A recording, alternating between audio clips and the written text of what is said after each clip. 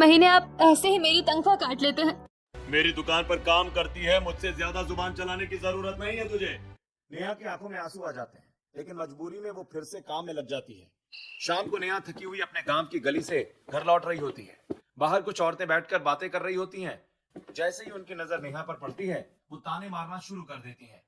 देखो जवान लड़की 30 साल की हो गई, सुबह से शाम तक पता नहीं कहाँ जाती है और क्या करती रहती है। इसके माँ बाप की भी आंखें फूटी पड़ी है, जवान बेटी की शादी तक नहीं कर रहे।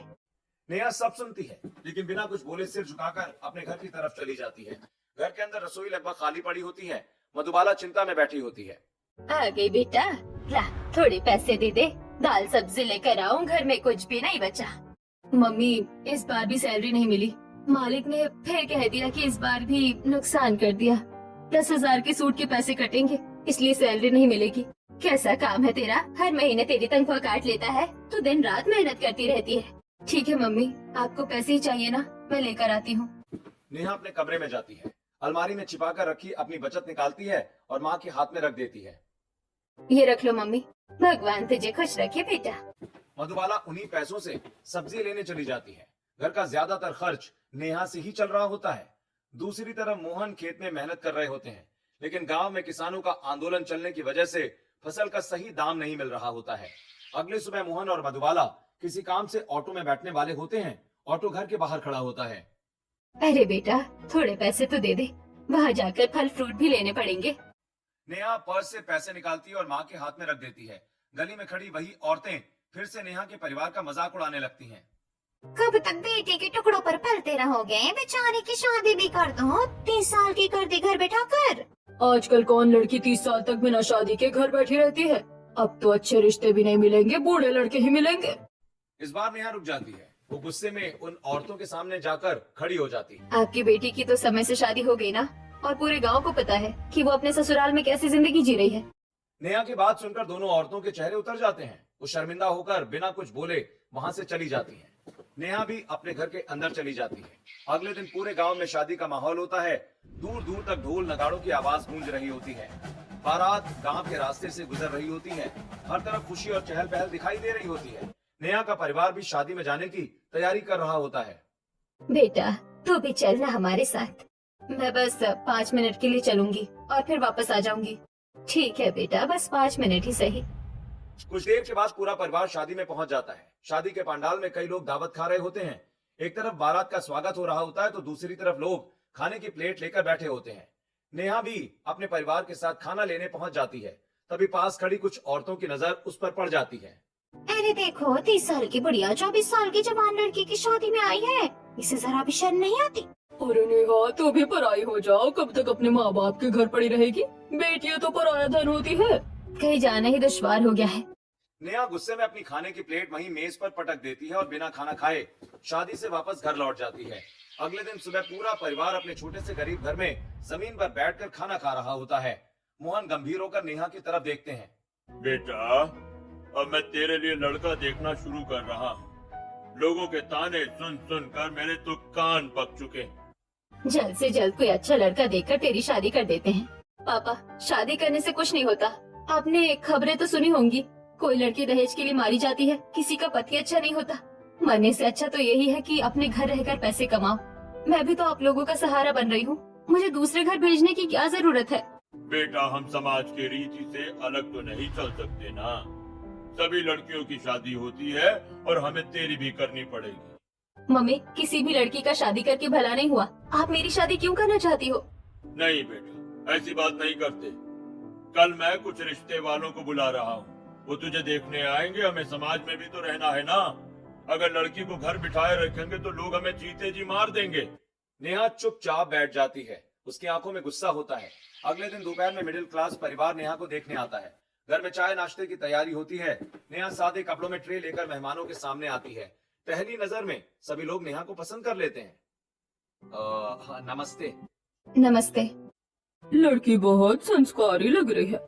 जी, हमारी बेटी घर और बाहर दोनों की जिम्मेदारी निभाना जानती है।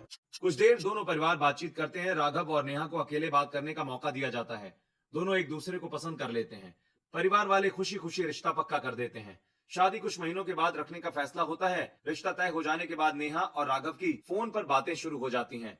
दोनों एक दूसरे को समझने की कोशिश करते हैं। कभी पार्क में तो कभी कैफे में उनकी मुलाकात भी होती रहती है।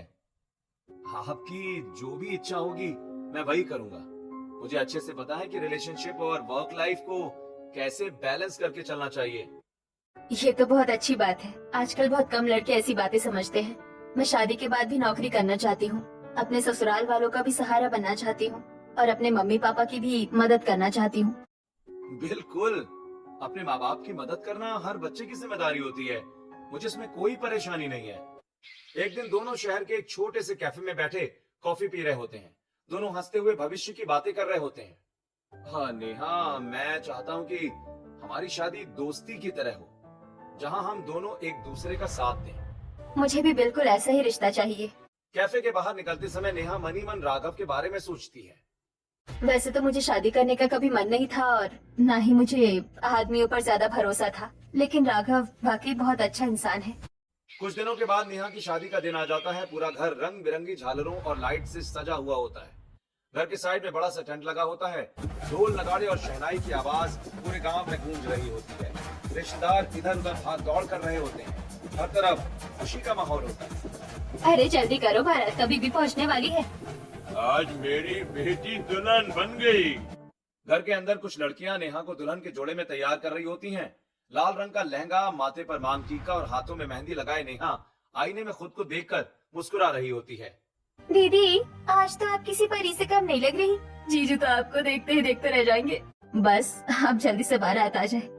नेहा मनी मन अपने होने वाले पति के साथ नई जिंदगी के सपने देख रही होती है। आज मेरा प्रिंस घोड़ी पर बैठकर मुझे लेने आएगा। आज से मेरी नई जिंदगी शुरू होगी। थोड़ी देर के बाद दूर से ढोल नगाड़ों की तेज आवाज सुनाई पड़ने लगती है। बारात गांव के रास्ते नेहा के घर की तरफ बढ़ रही होती है। घोड़ी पर बैठा दूल्हा शेरवानी और पगड़ी पहने होता है। बाराती खुशी से झूम झूम कर नाच रहे होते हैं। अरे भाई, बारात आ गई। हाँ, बारात आ गई।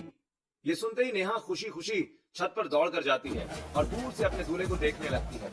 यही है मेरे होने वाले पति। दूल्हे के चेहरे पर सेहरा लगा होने की वजह से उसका चेहरा साफ दिखाई नहीं दे रहा होता। घर के बाहर बारात रुकती है। डीजे पर तेज गाने बज रहे होते हैं। लड़की वाले और लड़के वालों के बीच डांस का मुकाबला शुरू हो जाता है। एक एक करके सभी लोग स्टेज के सामने आकर नाच रहे होते हैं। अरे लड़के वालों, आज हार मत मान जाना तुम लोग, समझे? पहले हमें हरा कर तो दिखाओ भैया। दोनों तरफ से जमकर डांस होता है। सभी लोग तालियां बजाकर उनका हौसला बढ़ाते हैं। इसी बीच शहनाई बज रही होती है और डीजे की आवाज बहुत तेज होती है। तभी राघव का मोबाइल बजता है। वो घोड़ी से उतरकर थोड़ा दूर चला जाता है और एक कान बंद करके फोन उठाता है। अरे यार, मुझे कुछ सुनाई नहीं दे रहा। यहाँ बहुत ज्यादा शोर है। अगर तुमने उस लड़की से शादी की ना, तो मैं जहर खाकर मर जाऊंगी और डेथ नोट में तुम्हारा नाम लिख दूंगी। अरे यार, ये कैसी बातें कर रही हो? हमारी बात तो पहले हुई थी ना। मैंने कहा था ना कि शादी के बाद मैं उसे तलाक दे दूंगा। वो बहुत अच्छी और समझदार लड़की है। मेरी बात समझ जाएगी। अच्छा, अब वो अच्छी भी हो गई और समझदार भी। मुझे पता है तुम मुझे छोड़ दोगे। मैं अभी नस काटने जा रही हूँ। प्लीज ऐसा मत करो, प्लीज। आज रात 12 बजे रेलवे स्टेशन पर मेरा इंतजार करना। अगर तुम नहीं आए तो मैं ट्रेन के नीचे आकर जान दे दूंगी। अरे यार, ऐसी बातें मत करो। मैं